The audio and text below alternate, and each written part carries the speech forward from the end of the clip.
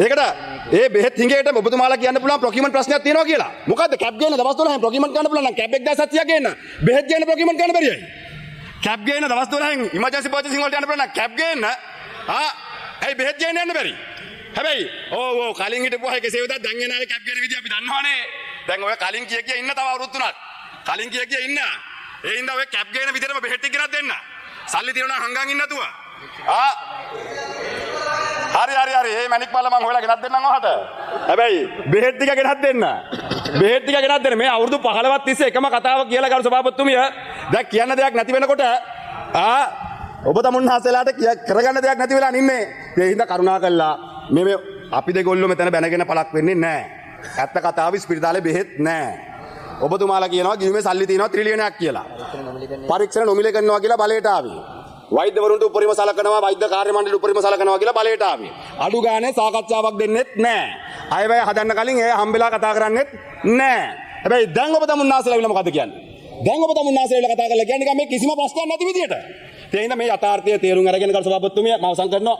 තේරුම් අරගෙන ඔබ තමුන්නාසලා මේ කැප් 1700ක් කැප් නෙවෙයි කැප් 1700ක් ගේන්න තියෙන වමනාව උනන්දුවෙන්ම මේ ස්පිරිතාල වල කර සභාපතිතුමිය බෙහෙත් ටිකක් ගෙනත් දෙන්න වගේම මේ වෛද්‍යවරුන්ගේ සහ වෛද්‍ය කාර්ය මණ්ඩලයට අහුම්කම් දෙන්න උංග මුණ ගැහෙන්න උන්ගේ දින ප්‍රායෝගිකව තියෙන ගැටලු ටික විසඳන්න මැදිහත් වෙන්න කියන ඉල්ලීමක් කරනවා.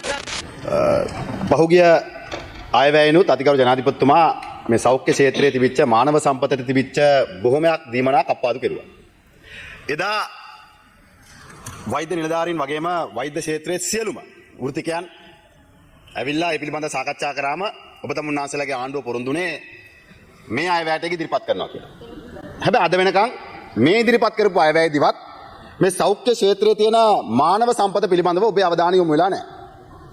මේ බොහෝ වෙලාවට කර සභාපතිතුමේ අපේ ආණ්ඩුව වල තියෙන ලොකුම ගැටලුව තමයි අපි යටිදල පහසුකම් ගැන හැමෝම කතා කරනවා. ගොඩනැගිලි ගැන කතා කරනවා. හැබැයි ආයතනවල අමාත්‍යාංශවල රාජ්‍ය සේවය සේවාවන් වල මානව සම්පත පිළිබඳව අපි කතා කරන්නේ නැහැ. අපි දන්නවා මේ රටේ යුද්ධ පැවතිච්ච කාලෙදී පවා මේ රටේ වෛද්‍යවරුන් සහ සෞඛ්‍ය කාර්ය මණ්ඩලය ජීවිත කැප කරලා එදා කටයුතු කළා. ඊට පස්සේ සුනාමි කාලය ආවා. ඒ කාල සීමාව තුලත් වෛද්‍යවරුන් වගේම ඒ කාර්ය මණ්ඩලයේ සියලුම ක්ෂේත්‍රයේ සියලුම දෙනා විශාල කැපවීම් කරලා ඒ විවසනයේ මුහුණ දීපු බේරිච්ච අයගේ ආරක්ෂාව සෞඛ්‍ය පහසුකම් සපයන කටයුතු කෙරුවා. COVID-19 වසංගතය ආවා. PHI මහත්තයා දක්වා තමන්ගේ ජීවිතය ගැනත් නොතකා ඒ වෛද්‍ය ක්ෂේත්‍රයේ ඉන්න සියලුම දෙනා පැය 24න් වැඩ කෙරුවා. පැය 24න්. එන්නත් කරන්නේ පටන් ගත්ත වෙලාවෙත් එහෙමයි. ආර්ථික අර්බුදයේ වෙලාවෙත් ඔවුන්ගේ ඉල්ලීම් බොහොමයක් ඔවුන් පිටිපස්සට ගත්තා. මේ අද වර්තමාන ආණ්ඩුවේ ජනාධිපතිවරයාම පාර්ලිමේන්තුවට ඇවිල්ලා කියනවා නම් අපිට රුපියල් ත්‍රිලියනයක ගිණුමක් තියෙනවා. ඉතුරු කළා ඊට අමතරව අලුතෙන් බදුත් ගහනවා අපි. තව බිලියන 150ක් වැට්ටකින් අපි හම්බ කරගන්නවා. ආර්ථික ප්‍රශ්නයක් නැහැ. මේ ක්ෂේත්‍රය ඇතුලේ රටේ මුදල් ඕන තරම් තියෙනවා. හැබැයි අත්‍යවශ්‍ය සේවාවන් සපයන අයට ඒ මානව සම්පත අපේ රටේ ආරක්ෂා කරගන්නවත් ආණ්ඩුවට සැලැස්මක් ක්‍රියාත්මක කරන්න බැරි නම් ගරු සභාපතිතුමිය ඒ තුලින් මධ්‍ය කාලීන සහ දිගු කාලීන මේ වෛද්‍ය ක්ෂේත්‍රය කඩාගෙන වැටීමකට ලක් වෙනවා. දාද වෙනකොටත් වෛද්‍යවරුන් විශාල පිරිසක් විදේශගත වෙන්න බලන් ඉන්නවා. දැන් ඔබතුමාලා කියනවා විදේශගත වෙලා ඉන්න අයට ලංකාවට එන්නේ කියලා. හැබැයි ලංකාවේ ඉන්න අය විදේශගත වෙන්න බලාගෙන ඉන්නවා. මේ වෙනකොට. ඒ වගේම තමයි වෛද්‍ය ක්ෂේත්‍රයේ අනිත් අය. නර්සස්ලා, හෙදියන්, කාර්ය මණ්ඩලය, සුළු කාර්ය මණ්ඩලය, රියදුරන් මේ හැම කෙනෙක්ගේම මානව සම්පත ශක්තිමත් කරන ආණ්ඩුවට වගකීමක් තියෙනවා. ආණ්ඩුවට වගකීමක් තියෙනවා. ඒ සමහර කාරණා අසාධාරණ කාරණා නෙවෙයි. මේ වෛද්‍යවරයෙක්ගේ ප්‍රවාහන දීමනාව 2,80,000 දෙන්න බැරි 1,20,000 දෙන්න. අම්පාර මඩකලපුව යාපනය මොනුරාගල බදුල්ල බණ්ඩාරවල නුවරඑළිය මේ දුර පළාත්වල සේවය කරන වෛද්‍යවරුන්ට තමන්ගේ ප්‍රවාහන ගාස්තුවක් ගෙවුව කියන එක අසාධාරණ ඉල්ලීමක් නෙවෙයි. ආණ්ඩුවේ ත්‍රිලියනයක් ඉතුරු කරගෙනත් ඉන්නවා නම් අලුතෙන් බදු ගන්න කෙනුත් බිලියන 150ක් එකතු වෙනවා නම් ගමේ සෞඛ්‍ය ක්ෂේත්‍රය දියුණු කරන්න ගමේ අහිංසක දුප්පත් මිනිස්සුන්ට බෙහෙත් ටික දෙන වෛද්‍යවරයාට දීමනාවක් දෙන්න බැරියයි. ප්‍රවාහනය සඳහා. ඒ වගේම තමයි අනික් කාර්ය මණ්ඩලය. ඇයි ඒ අය වෙනුවෙනුත් ආණ්ඩුවට පෙනී හිටින්න බැරි? ඇයි පෙනී හිටින්න බැරි? දැන් බදු ක්‍රමයේ ගන්න කර සභාපතිතුමිය 36ක් ඉන්කම් ටැක්ස් එක වදිනවා. 36ක්. සමස්තයක් විදිහට ගත්තොත් මාස 12ක් අවුරුද්දට වැඩ කරත් මාස 10ක තමයි පඩිය අතර එන්නේ.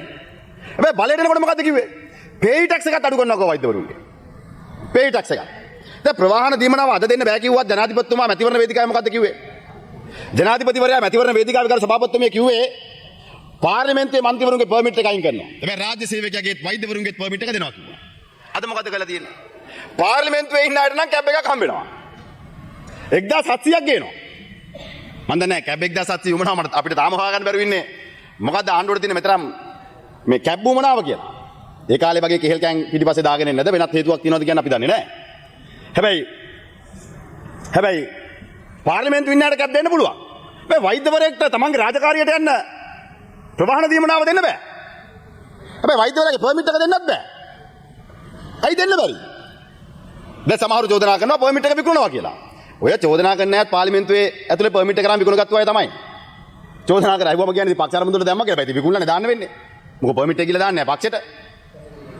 තේින්ද කර සභාපතිතුමිය ආණ්ඩුව පැහැදිලිවම එක පැත්තකින් මේ රටේ වෛද්‍ය ක්ෂේත්‍රය ඇතුලේ තියෙන ගැටලුවට විසඳුම් දෙන්න මැදිහත් වුණේ නැත්තම් ආණ්ඩුව අධිකරු ජනාධිපතිවරයා සහ ආණ්ඩුව වෛද්‍යවරුන්ට සහ කාර්ය මණ්ඩලයට අහුම්කම් දුන්නේ නැත්තම් ඒ අයගේ මේ රටේ මානව සම්පත සංවර්ධනය කරන්න කටයුතු කරේ නැත්තම් ප්‍රායෝගිකව නිල නිවාස ටික ප්‍රවාහන පාසුකම් ටික ඒ වගේම කාලෙන් කාලෙට වෙන මාරු වීම ටික ඒ වෛද්‍යවරුන්ගේ හා අනිකුත් කාර්ය මණ්ඩලයේ දරුවා පාසලට දාගන්න කාරණේදී ඔබතුමාලා මැදිහත් වුණේ නැත්තම් මොකද දැන් අපි දකින්නවනේ දැන් සමහරු කියනවා පක්ෂයේ වැඩවලට පොලිසිය නෙමෙයි පොලිස්පතිලා කතා කරනවා කියලා මාධ්‍යයට අවිලා කියනවා. ඒ පක්ෂයේ අවශ්‍යතාවයේ මත ගුරුවරු විදුහල්පතිවරු කතා කරනවා ඇති. මොකද සමහර විදුහල්පතිවරු කුඩුත් විකුණනවා ඉස්කෝලේ ඇතුලේ. එහෙම කතා කරනවා ඇති. හැබැයි වෛද්‍යවරයෙක්ට ගරු විනිශ්චයකාරවරයෙක්ට තමන්ගේ මාරු වීමට ගියාට පස්සේ දරුවා පාසලට දාගන්න බෑ. ඉතින් ඒ පුද්ගලයා ප්‍රදේශවලට ගිහලා තෘප්තිමත්ව වැඩ කරන්නේ කොහොමද? දැන් ත්‍රිලියනක් ගිණුමේ තිබ්බා කිව්වට බෙහෙත් ගන්න සල්ලි නැහැ කියනවනේ. බෙහෙත් 100කට වඩා හිඟයිනේ. බෙහෙත් 100කට වඩා හිඟයි. ඇමතිවරයා කියනවා පෞද්ගලික ආයතන වලින් ගන්න තුන්ඩුව ලියලා දෙන්නලු. අපි ජයවර්ධන ස්පිතාලේ එළියෙන් බෙහෙත් ගන්න තුන්ඩු දීලා වෛද්‍යවරයා කිරබත් කෑව දැක්කනේ. රිමාන්ඩ් කරා මාස ගාණක්. ඇයි එළියෙන් බෙහෙත් ගේන්න දීලා? අද තුන්ඩුව ලියන්න පුළුවන්. හැබැයි තුන්ඩුව ස්පිරිතාලේ ඇතුලේ 5 දෙනෙක් අස්සම් කරන්න ඕනේ. ඒ 5 දෙනා ගාවට ගිහලා එනකොට එදාට හරි. බෙහෙත් ගන්න එන්නේ. ස්පිරිතාලේ බෙහෙත් නැහැ. ස්පිරිතාලේ බෙහෙත් නැහැ. හැබැයි බෙහෙත් ගන්න යන මිනිස්සයා බෙහෙත් එළියෙන් ගන්න වෛද්‍යවරයා ලියලා දුන්නාට පස්සේ ඒක අරගෙන 5 දෙනෙක් ගාවට යන්න ඕන අනුමැතිය ගන්න. ඇයි නැත්නම් වෛද්‍යවරයා හිර යනවා. නිකන් හරි කවුරු හරි කිව්වොත් ඒ බෙහෙත් ස්පිරිතාලේ තිබ්බා කියලා. දැන් ඔබතුමාලා මේ සිස්ටම් එක වෙනස් කරලා තියෙන මේ විදියට. ආයි වෙන විදියකට නෙමෙයි කරලා සභාපතිතුමිය. ඔය සිස්ටම් එක වෙනස් කරපු ආකාරය ගැන තමයි කියන්නේ. අද වෙනකොට බෙහෙත් 185කට වඩා හිඟයක් තියෙනවා. හැබැයි ගිණුම බැලුවම ත්‍රිලක්ෂ සල්ලි දිනවලු. ඇසීමේ විදියට බදු ගහනවා. අලුතිනුත් වට්ටක අලුතෙන් යන ක්‍රමවේදය අනුව තව බිලියන 150ක් එකතු වෙනවා. ගමේ තේ කඩේ බව වැක්ගෙවනවා. හැබැයි ඔබ මොකද්ද කරන්නේ? එක පැත්තකින් මෙලට වෘත්තිකයෝ ටික කඩාගෙන වටනවා. ඔවුන්ගේ තියෙන සේවාවට තියෙන උනන්දුව වමනාව කැපකිරීම තුට්ටු දෙකකටවත් ඔබ තමුන්නාසලා ගණන් ගන්නේ නැහැ. තවත් පැත්තකින් මොකද කරන්නේ? බෙහෙත් ටික දෙන්නේ නැතුව ඉස්පිරිතාලට අවශ්‍ය පහසුකම් ටික දෙන්නේ නැතුව ඔපරේෂන් එකට අවශ්‍ය අමුද්‍රව්‍ය ටික දෙන්නේ නැතුව සෙන්ටර් එකක්වත් ගන්න බෑ. කොහෙද තියන්නේ?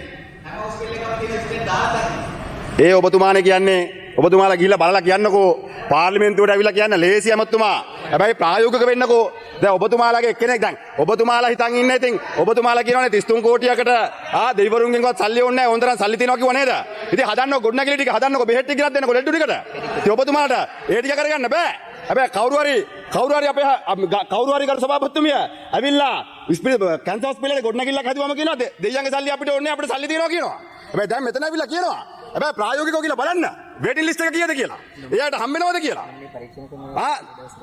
ඔබ තමුන්නාසලා ඔය කියන කාරණා නෙවෙයි අමතුමා යථාර්ථය ඔබතුමා අමතුමා නම් යථාර්ථයේ තියෙන බිමේ වෙනස්. මේක අහගන්න. මේ අපි ඔබතුමාලා එක්ක දින ප්‍රශ්නයකට නෙවෙයි කියන්නේ. ඔයාලා එක්ක අපිට ප්‍රශ්නයක් නැහැනේ. හැබැයි ඇත්ත මේ කියන්නේ. මේක තේරුම් ගන්න බෙහෙත් හිඟයක් තියෙනවා. තව විනාඩි දෙක කාලයක් වෙනවා. බොහොම ස්තුතියි කරු සභාපතිතුමිය. ඒකට ඒ බෙහෙත් හිඟේට ඔබතුමාලා කියන්න පුළුවන් ප්‍රොකියුමන්ට් ප්‍රශ්නයක් තියෙනවා කියලා. මොකද්ද කැප් ගේන්න දවස් 12න් ප්‍රොකියුමන්ට් ගන්න පුළුවන් නම් කැප් 1700ක් ගේන්න. බෙහෙත් ගේන්න ප්‍රොකියුමන්ට් ගන්න බැරියයි. කැප් ගේන්න දවස් 12න් ඉමර්ජන්සි පර්චේසින් වලට යන්න පුළුවන් නම් කැප් ගේන්න ඇයි බෙහෙත් ගේන්න යන්න බැරි? හැබැයි කලින් හිටපු අය කෙසේ වෙතත් දැන් එන අය කැප් ගේන විදිය අපි දන්නවනේ. දැන් ඔය කලින් කිය ඉන්න තව අවුරුදු 3ක්. කලින් කිය ඉන්න. ඒ හින්දා ඔය කැප් ගේන විදිහටම බෙහෙත් ටික ගෙනත් දෙන්න. සල්ලි තියනවා හංගන් ඉන්න නැතුව. හරි හරි හරි මේ මැණික් මල්ල මං හොයලා ගෙනත් දෙන්නම් ඔහට. හැබැයි බෙහෙත් ටික ගෙනත් දෙන්න. බෙහෙත් ටික ගෙනත් දෙන්න. මේ අවුරුදු 15ක් තිස්සේ එකම කතාව කියලා ගරු සභාපතිතුමිය දැන් කියන්න දෙයක් නැති වෙනකොට ඔබ තමුන්හන්සේලාට කරගන්න දෙයක් නැති වෙලා ඉන්නේ. ඒ හින්දා කරුණා කළා මේ අපි දෙගොල්ලෝ මෙතන බැනගෙන පළක් වෙන්නේ නැහැ. ඇත්ත කතාව ස්පිරිතාලේ බෙහෙත් නැහැ. ඔබතුමාලා කියනවා ගිහිමේ සල්ලි තියෙනවා ත්‍රිලියනයක් කියලා. පරීක්ෂණ නොමිලේ කරනවා කියලා බලයට ආවේ. වෛද්‍යවරුන්ට උපරිම සලකනවා වෛද්‍ය කාර්ය මණ්ඩලයට උපරිම සලකනවා කියලා බලයට ආවේ. අඩු ගානේ සාකච්ඡාවක් දෙන්නෙත් නැහැ. අයවැය හදන්න කලින් ඒ හම්බෙලා කතා කරන්නෙත් නැහැ. හැබැයි දැන් ඔබ තමුන්නාසෙලා විල මොකද කියන්නේ? දැන් ඔබ තමුන්නාසෙලා විල කතා කරලා කියන්නේ නිකන් මේ කිසිම ප්‍රශ්නයක් නැති විදියට. ඒ හින්දා මේ යථාර්ථය තේරුම් අරගෙන කරු සභාපතිතුමිය මම අවසන් කරනවා.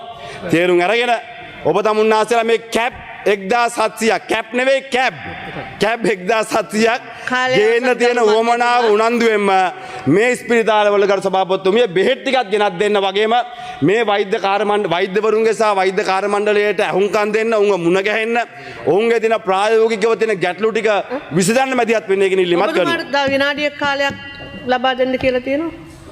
කමක් නැහැ කරු සභාපතිතුමිය.